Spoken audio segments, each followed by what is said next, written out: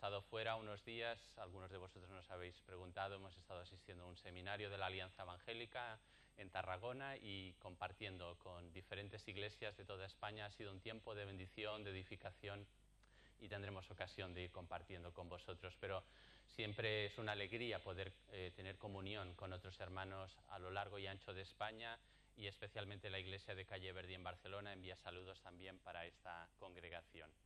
Bien, dicho todo esto, vamos a empezar con el mensaje que he titulado Andar como es digno, y que está basado en la epístola a los Efesios, capítulo 4, versículos 1 al 16, que os invito a abrir para poder leer la palabra del Señor. Efesios capítulo 4, versículos del 1 al 16.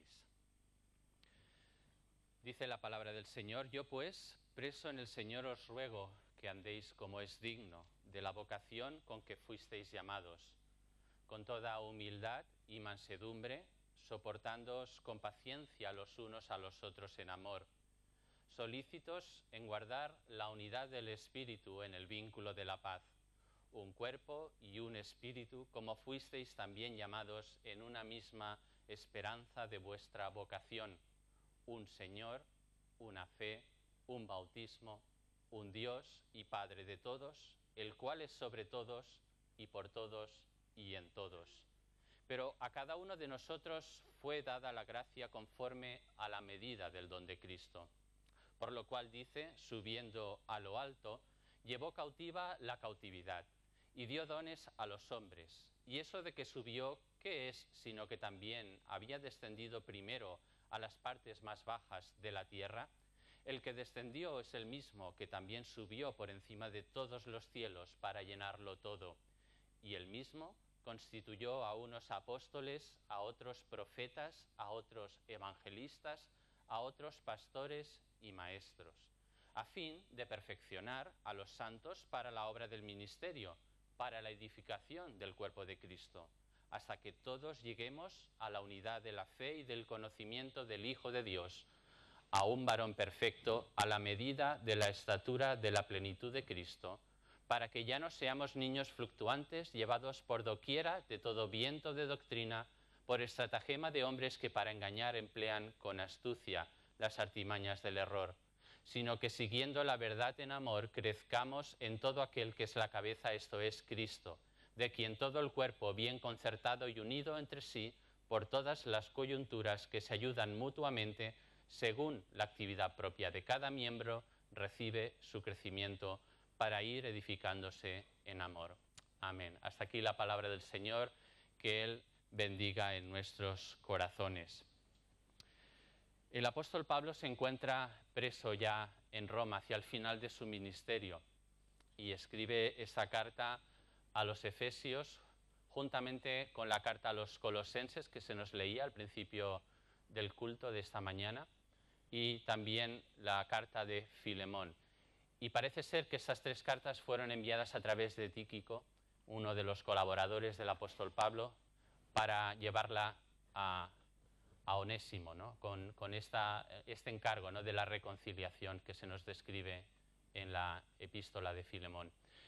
Pero la situación de Pablo era esta: él estaba preso en la cárcel por amor del reino del Señor, pero aún en esa situación tan compleja, difícil para su vida, alguien que ha dedicado toda su vida al ministerio, a servir al Señor y a su iglesia, se encuentra ahora preso en la cárcel por amor del nombre del Señor. No sé si alguna vez alguno de nosotros nos hemos podido sentir en alguna manera en la misma situación que el apóstol Pablo, quizá no preso físicamente, pero sí con mucha opresión, con persecución, con menosprecio, con burla, con indiferencia, por proclamar el nombre del Señor Jesús, por vivir conforme a su palabra, y sentirnos de esta forma, ¿no?, como él, pensando: Señor, ¿cómo es que sirviéndote y dando todo por ti me encuentro ahora en esta situación? Pero el apóstol Pablo, lejos de compadecerse, está pensando más que en sus propias necesidades, en las necesidades de todos los hijos de Dios a lo largo y ancho del Imperio Romano. Y no solo está pensando, no solo está meditando, no solo está escribiendo estas cartas tan personales, con tanto afecto y amor fraternal, sino que os dice aquí en el versículo 1 que está rogando, que está clamando, que está intercediendo al Señor. Se nos ha leído también en Colosenses lo mismo, el apóstol Pablo rogando, orando, intercediendo. Y hermanos, es que delante de la magnitud de lo que tenemos por delante como hijos de Dios, uno puede pensar, ¿y para estas cosas quién es capaz? Para estas cosas, ¿quién puede hacerlo? Seguro que en nuestras propias fuerzas, en nuestros propios méritos no podemos. Solamente es por la gracia, por la misericordia, por el amor y por la fidelidad de Dios, que como también nos dice Efesios 2:10, somos hechura suya, creados en Cristo Jesús para buenas obras, las cuales Dios ya preparó de antemano para que anduviésemos en ellas. Lo más difícil ya está hecho. Lo que era imposible para nosotros, Dios lo hizo en Cristo Jesús por su obra de amor, por su obra de justificación, por su obra de salvación y redención de cada uno de nosotros que estábamos alejados de Dios, sin esperanza en el mundo. Pero Él, el apóstol Pablo, sigue orando, sigue intercediendo, sigue rogando al Padre para que asumamos esta realidad que tenemos ya como hijos de Dios, para que nos llenemos de su plenitud por medio de su Espíritu y para que, como también dice en Gálatas 5:25, si es verdad, y es verdad que vivimos por el Espíritu, hermanos, andemos por el Espíritu, andemos en el Espíritu de Dios, andemos en las fuerzas que vienen de Él, seamos dignos del nombre, de la identidad que se nos ha dado y andar como es digno de la vocación, como nos dice aquí en el versículo 1 de Efesios 4, con la que fuimos llamados. Porque hermano, hermana, cada uno de nosotros hemos sido llamados.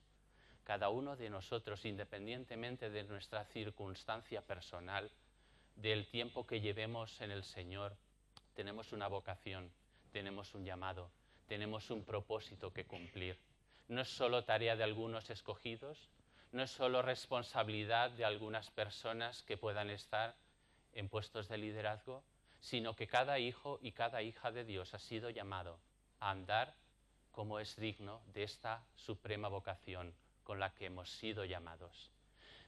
Pero lejos de quedarnos paralizados por esto, debemos alentarnos, animarnos unos a otros, exhortarnos, cubrirnos en oración, amarnos, perdonarnos. Todas estas cosas son las herramientas que Dios nos ha dado para que como cuerpo de Cristo podamos funcionar todos juntos, cada uno con los dones que Dios nos ha dado. Debemos saber cómo andar en la casa de Dios, por eso es tan importante que, como se nos decía al principio, cultivemos nuestra relación personal con Dios, nuestra intimidad con Él. Si no estamos pasando tiempo en su presencia, ¿cómo recibiremos lo que el Dios ha preparado para nosotros? Si no le conocemos en lo íntimo y lo personal, ¿cómo hablaremos a otros de lo que Él es y lo que Él ha hecho en nosotros? ¿Hablaremos por boca de otros? ¿Compartiremos experiencias de terceros? ¿O será nuestra propia experiencia y nuestra propia vida la que dé testimonio de la obra que Cristo Jesús ha hecho en cada uno de nosotros? Pero en ese caminar, en ese hacer esas buenas obras que Dios preparó de antemano para nosotros, no estamos solos. No es una tarea de llaneros solitarios, es una tarea en equipo, es una tarea para la Iglesia. El Padre quiso enviar a su Hijo, a Cristo Jesús, como la respuesta, como la única salvación, como la única solución para este mundo que está perdido. Y Cristo se ha dignado enviar a su Iglesia a este mundo para reconciliarla con Dios. Así que tú y yo tenemos el tremendo privilegio de ser embajadores de Cristo y, como nos recuerda también el apóstol Pablo, que estamos rogando a los demás que se reconcilien con Dios, que aún hoy es tiempo de salvación. Hermanos, estamos tan absortos por la manera de vivir de nuestra sociedad actual. Estamos tan llenos de tantas cosas personales y colectivas como sociedad, que como cristianos creo que a veces perdemos de vista cuál es nuestro primer llamado, cuál es nuestro primer propósito, para qué estamos en este mundo. Y no solo es para estar aquí reunidos este domingo, que hacemos muy bien en obedecer a la palabra del Señor, de no dejarnos de congregarnos como algunos tienen por costumbre, porque aquí juntos alabamos al Señor. Hay una bendición especial del Señor cuando 2 o 3 están reunidos en su nombre. Podemos edificarnos mutuamente en la alabanza, en la palabra de Dios, pero esto es solamente un entrenamiento para lo que nos toca vivir el resto de la semana. No es que simplemente vengamos aquí para cumplir con una norma y recibamos algo y hasta el domingo siguiente nos olvidemos, sino que es una preparación para aquello que nos ha de venir mañana lunes, pasado mañana martes, el miércoles y así el resto de la semana.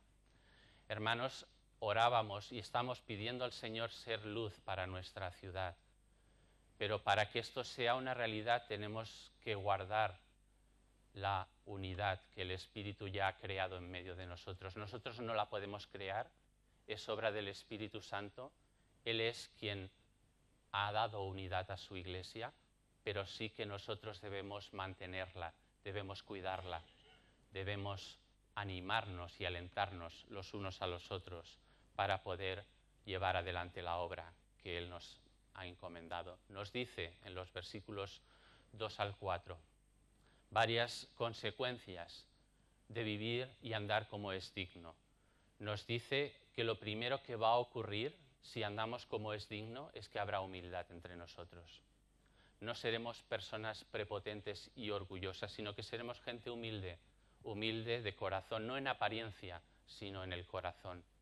Lo segundo que se nos dice aquí es que seremos mansos, como el Señor Jesús, mansos. La tercera cosa que va a venir como consecuencia de vivir como es dignos de la vocación con la que fuimos llamados, es que podremos soportarnos con paciencia los unos a los otros.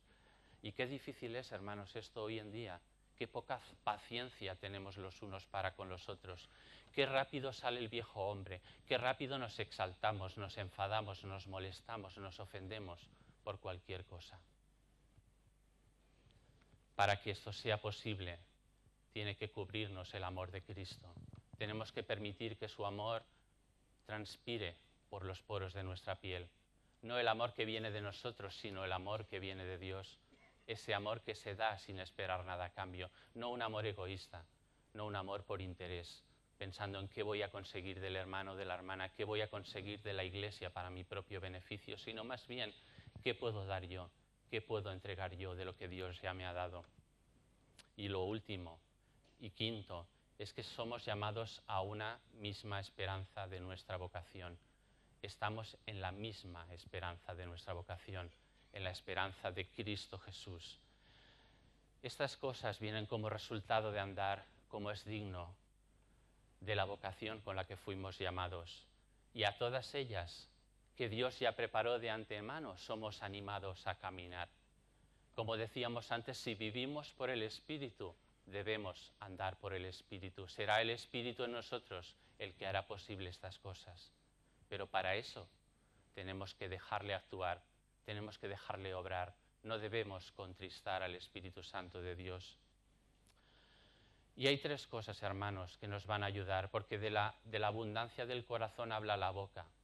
Y a veces yo me pregunto, ¿qué cosas llenan nuestras conversaciones? En la iglesia, en casa, en nuestros trabajos, en nuestros estudios. ¿Qué es lo que solemos hablar? ¿De qué cosas hablamos?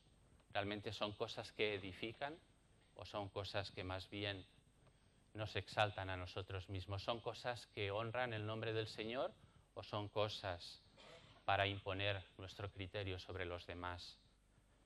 Necesitamos, hermanos, tres faros o señales, tres cosas muy claras para poder vivir como es dignos de la vocación con la que fuimos llamados.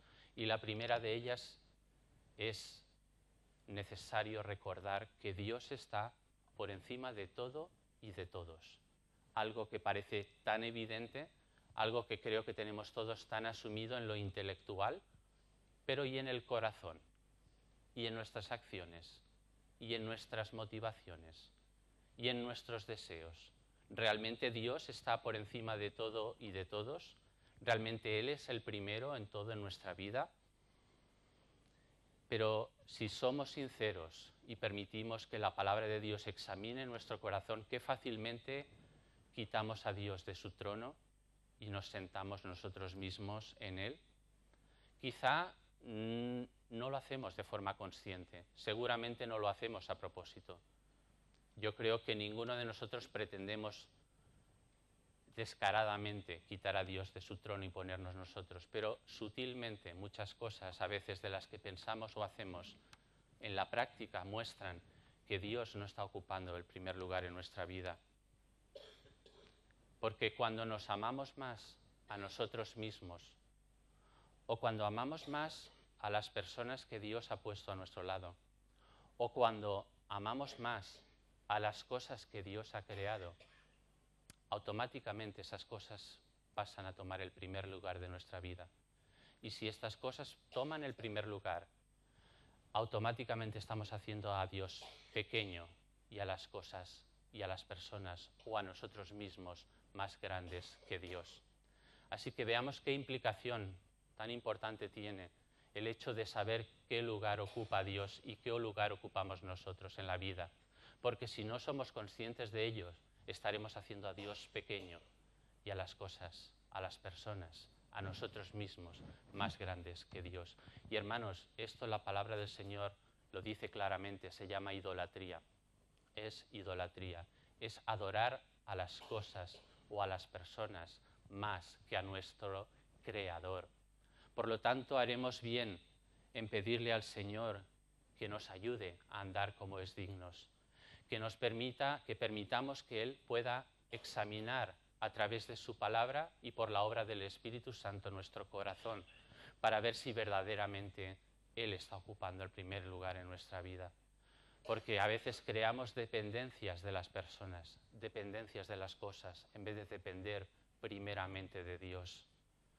Ni tu pareja, ni tu esposo, ni tu esposa en el caso de que estés casado, ni tus hijos, ni tus hijas en el caso de que los tengas, ni tu padre, ni tu madre en el caso de que aún no te hayas casado y tengas hijos, ni tus amigos, ni tu trabajo, ni tus estudios. Nada de esto debe ser lo que defina tu vida. Nada de esto debe ser lo que dé la seguridad primera de tu vida. Tu primera seguridad y tu única segura es Dios, es tu Padre, es Cristo Jesús, es la obra del Espíritu Santo en ti y en mí. Y hermanos, yo mismo no pretendo venir aquí a compartir esta palabra como quien ya lo ha alcanzado todo, como quien ya lo hace todo bien, porque ni mucho menos esta es mi pretensión. Como dice el apóstol Pablo, olvidando ciertamente atrás, proseguimos hacia adelante, a la meta del supremo llamamiento. Y todos nos necesitamos unos a otros y nadie estamos por encima de otros. Todos somos necesarios en la casa de Dios. Todos podemos alentarnos, animarnos, exhortarnos, interceder los unos por los otros. Porque sí, como os decía en el primer punto, es necesario recordar que Dios está por encima de todo y de todos y que Él es nuestra primera dependencia. Nuestro segundo punto es recordar también que nos necesitamos los unos a los otros, que hemos sido insertados en un cuerpo, que somos miembros también los unos de los otros, que por lo tanto de alguna manera tenemos interdependencia los unos de los otros. Fijaos que empleo la palabra interdependencia, no dependencia, que es diferente. Interdependencia. Nos necesitamos, hermanos, los unos a los otros. Pero ¿realmente lo vivimos así en nuestra comunidad de fe? ¿O con qué facilidad a veces cuando nos viene una persona que consideramos menos espiritual que nosotros, una persona que lleva menos tiempo en el Señor, una persona que a lo mejor quizá no tenga tantos estudios como nosotros, qué rápido desechamos la palabra que pueda traer esa persona? Qué rápido nos situamos por encima de ella y la menospreciamos y pensamos, ¿qué me tiene que decir a mí esta persona? Si yo tengo un máster en teología y tengo 40, 50 años en el Señor y llevo toda la vida sirviendo aquí. Cuando hacemos esto, estamos menospreciando el cuerpo de Cristo. Estamos dejando de un lado lo que el Señor ha puesto para nuestra edificación, para nuestra bendición. Tenemos, hermanos, la necesidad de abrir los ojos y los oídos a lo que nuestros hermanos y hermanas nos puedan compartir y decir, porque ninguno de nosotros lo sabemos todo, y nos necesitamos los unos a los otros, porque tendemos a ser ciegos a nuestro propio pecado. Nosotros mismos somos ciegos tantas veces a nuestro pecado, pero con qué facilidad vemos el pecado en la vida del hermano. Con qué facilidad queremos ir a quitar la astilla que se ha clavado en el ojo del hermano, pero que nos dice el Señor Jesús en el Evangelio, que quitemos primero la viga que está delante de nuestro ojo. Porque, ¿qué ocurriría si yo tuviera una viga delante de mi ojo y quiero ir a ciegas a quitar la astilla que está en el ojo de mi hermano? Le voy a hacer un daño terrible, le voy a meter el dedo en el ojo. En vez de ayudarle, lo voy a herir más. Por eso nos necesitamos, hermanos, los unos a los otros, para ayudarnos a ver estas cosas. Y por eso también nos dice aquí el apóstol Pablo en el versículo 11, que el Señor Jesús ha dado dones a su iglesia, a su pueblo, que el Señor mismo ha constituido, dice en el versículo 11, a unos apóstoles, a otros profetas, a otros evangelistas, a otros pastores y maestros. El Señor ha repartido dones a su pueblo y a cada uno de nosotros se nos ha dado una tarea que cumplir y cada una de ellas es importante. Aquí en esta lista no hay jerarquía, no es que uno esté por encima del otro, sino que todos nos necesitamos los unos a los otros para podernos hacer madurar, para podernos alentar y animar, para poder crecer juntos todos en una misma dirección, como nos dicen los versículos 12 y 13, a fin de perfeccionar a los santos para la obra del ministerio. ¿Para qué? Para la edificación del cuerpo de Cristo. ¿Y hasta cuándo? Hasta que todos lleguemos a la unidad de la fe y del conocimiento del Hijo de Dios, a un varón perfecto, a la medida de la estatura de la plenitud de Cristo. Por eso, hermanos, necesitamos la interdependencia los unos de los otros. En primer lugar, nuestra dependencia absoluta de Dios. En segundo lugar, nuestra interdependencia los unos de los otros para alcanzar esta meta que Dios nos ha llamado. Y en tercer lugar, y quizás algo todavía más difícil para nosotros, es necesario, hermanos, que admitamos que a veces nos equivocamos. Esto que parece de perogrullo, que parece evidente, pero qué difícil es admitir que nos equivocamos. Con cuánta facilidad nos justificamos, nos disculpamos o señalamos a otro para culpabilizarle de nuestro pecado. Hermanos, necesitamos ser más humildes. Necesitamos reconocer que a veces nos equivocamos. Porque cuando no lo hacemos y nos justificamos, ¿sabéis lo que estamos haciendo? Estamos tratando de argumentar nuestra propia justicia. Y esto, hermanos, sería igual que pretender que nuestra justicia es más grande que la justicia que Cristo ganó en la cruz para nosotros. No sé si alguna vez te lo has planteado así. Cuando te justificas de tu pecado, estás diciendo, de alguna manera, implícitamente, que tu justicia es mayor que la justicia que Cristo ganó en la cruz para ti y para mí. Por eso, con qué ligereza a veces nos disculpamos, nos justificamos y sin darnos cuenta estamos menospreciando la justicia de Dios en Cristo Jesús en la cruz. Y la realidad, hermanos, es que no hace falta que nos justifiquemos. No es necesario. No es necesario porque Cristo ya nos justificó en la cruz. No es necesario porque Cristo ya pagó el precio de nuestro pecado. No necesitamos, no hay ninguna necesidad. Él en la cruz, con su obra de amor, con su obra de salvación, ya pagó el precio de mi pecado. Por lo tanto, no tengo que justificarme más de Él, pero lo que sí que tengo que hacer es ser lo suficiente humilde como para reconocerlo, arrepentirme y pedirle perdón al Señor. Esto sí que es mi tarea, esto sí que es mi deber. Y si además le he faltado o le he fallado al hermano o a la hermana, acudir a Él y pedirle que nos perdone. No necesito justificarme. Cristo ya pagó el precio de mi pecado, el precio de mi error, el precio de mi omisión, porque a veces pensamos solo en pecado en cuanto a faltas, pero dice la palabra del Señor que el que sabe hacer lo bueno y no lo hace, también le es considerado pecado. Pero no necesitamos, hermanos, llenarnos de justificaciones, simplemente y llanamente confiar en la justicia de Dios, pedirle perdón a Él y a nuestros hermanos si les hemos faltado. Porque cuando hacemos esto, hermanos, la gracia y la misericordia de Dios restaura por completo nuestra vida. Somos hechos recreación en Él, nuevas criaturas en Él. La paz y la bendición del Señor fluye en nosotros y a través de nosotros a nuestros hermanos. Pero cuando retenemos el perdón, cuando no queremos reconocer nuestro error, es como querer andar con un muerto a la espalda. Antiguamente, cuando querían castigar a alguien que había hecho un crimen atroz, le colgaban un muerto a su espalda, se lo ataban, de manera que no se lo pudiera desatar y lo dejaban ir. ¿Y qué ocurría con ese muerto que iba a la espalda? Que poco a poco la podredumbre de ese cadáver iba afectando a la persona que sí que estaba viva. Pues eso, hermanos, es lo que nos ocurre a ti y a mí cuando no perdonamos, cuando dejamos que la amargura, que el rencor, que la ira nos controlen, nos dominen, nos llenen. Esto no es obra del Señor, hermanos. Necesitamos liberarnos de toda carga, de todo yugo, de toda esclavitud, porque en el Señor somos libres, hermanos. Él dice que su yugo es ligera, y ligera su carga. Su yugo es fácil y ligera su carga. Hermanos, no tratemos de imponernos pesadas cargas los unos a los otros, que ni nosotros mismos podemos llevar. El Señor ya hizo la obra, el Señor lo ha hecho todo. A nosotros nos toca andar en las obras que Él preparó de antemano.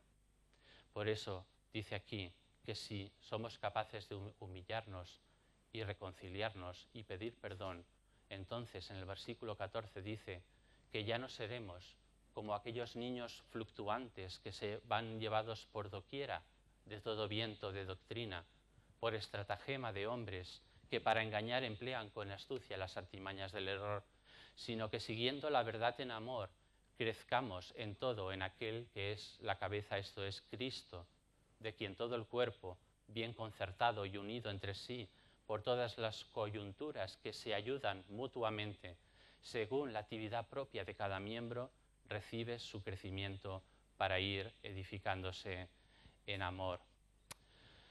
Vamos ya, hermanos, a ir concluyendo este mensaje. Y me gustaría que pensaras por un momento en estas tres cosas que hemos compartido. Dios, por encima de todo y de todos, nuestra interdependencia los unos de los otros y la necesidad de admitir que a veces nos equivocamos.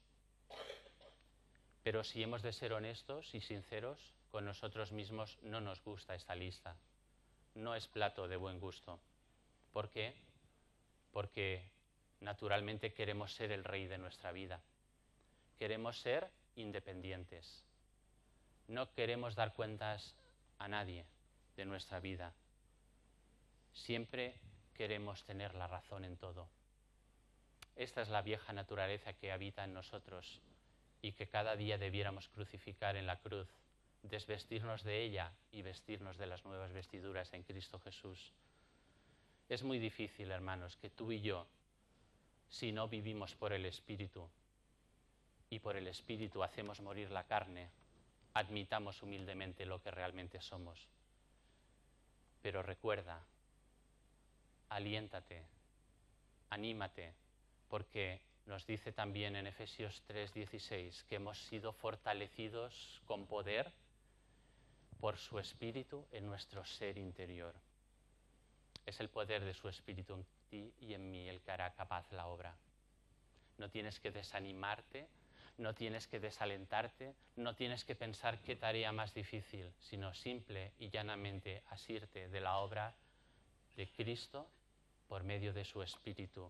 Dice el Señor Jesús que cuando venga el Espíritu Santo de consolación, Él os recordará todas estas cosas. Él os ayudará, Él os esforzará. Por tanto, hermanos, debemos caminar en nuestras relaciones interpersonales de una manera radicalmente humilde, porque la humildad en el Señor traerá libertad a nuestro corazón. ¿Quieres vivir en libertad? Vive en humildad. Vive en humildad delante del Señor y verdaderamente podrás ser libre por Él. Pero vive bajo tus propios parámetros, bajo tus propias ideas y serás esclavo de cada una de ellas. Vive en la libertad que Cristo ganó para ti y para mí.